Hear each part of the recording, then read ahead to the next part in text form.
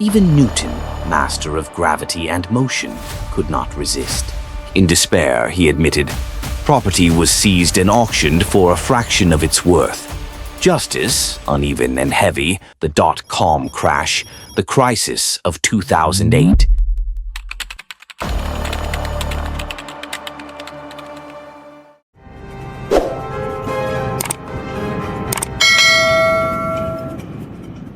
In the early 1700s, London was alive with ambition.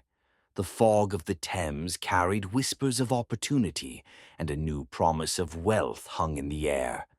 Coffee houses buzzed with chatter, where merchants, nobles, and dreamers gathered to exchange both ideas and fortunes. On parchment, words of speculation were written with ink, but behind each stroke lay the burning desire for riches. Among these figures was Isaac Newton, the greatest mind of his age, who would soon discover that even genius could be deceived by greed. And on the crowded streets of London, a company was preparing to change history. The South Sea Company was born in 1711, backed by royal charter and golden promises. Its mission? To dominate trade with South America, an empire of silver, gold, and opportunity that seemed limitless. Merchants pitched visions of untold riches before Parliament, securing powerful allies. Bankers and politicians signed deals, binding their futures to the company's fate. Soon, coins and certificates began to pile high, symbols of faith in a dream, yet untested. Pamphlets declared the South Sea Company the investment of a lifetime. In smoky coffee houses, the public devoured the latest news, convinced that fortune was within reach. Nobles and aristocrats displayed their shares with pride, their wealth doubling on paper overnight. Even families around dinner tables spoke of investments as if they were heirlooms. And with royal approval, confidence reached fever pitch. Crowds surged outside company offices, desperate to buy in before prices rose further. Wild promises fueled the craze, schemes so absurd that satirical pamphlets mocked them. Investors hurled bags of coins across counters, chasing the dream of riches. From commoners to aristocrats, the fever spared no one. Elegant ladies flaunted shares as symbols of status. And in the coffee houses, chaos reigned, men shouting, betting, and selling their futures. Even Newton, master of gravity and motion, could not resist. He studied charts and numbers, convinced he could outsmart the market. At first, he was triumphant, selling his shares at a handsome profit.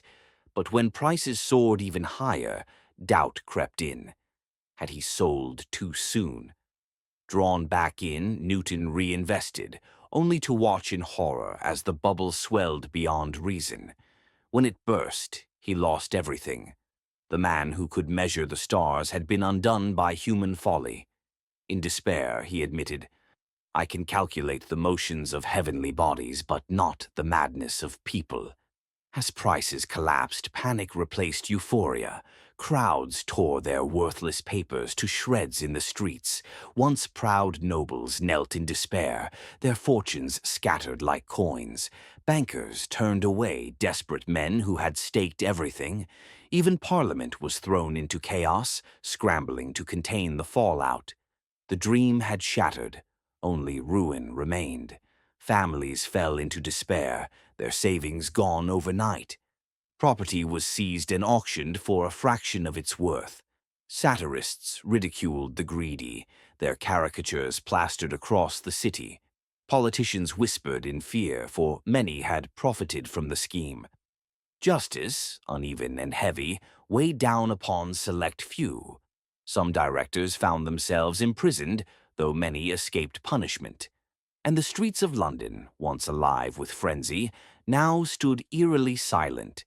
The South Sea bubble joined the long history of human folly, tulip mania, the dot-com crash, the crisis of 2008. Each a bubble, glittering with gold until the moment it burst. Newton's reflection became a warning across the centuries. Fortunes, like sand in an hourglass, can slip away before we grasp them. And though cities and markets change, the rhythm of greed remains timeless. Hands forever reaching for bubbles destined to burst. The South Sea Company's papers turned to ash, as did the dreams they carried. Newton, wiser but broken, gazed into the flickering flame of truth. And so, from these forgotten stories of fortune and folly, rises wealth untold. The vault of history closes, but its lessons echo forever.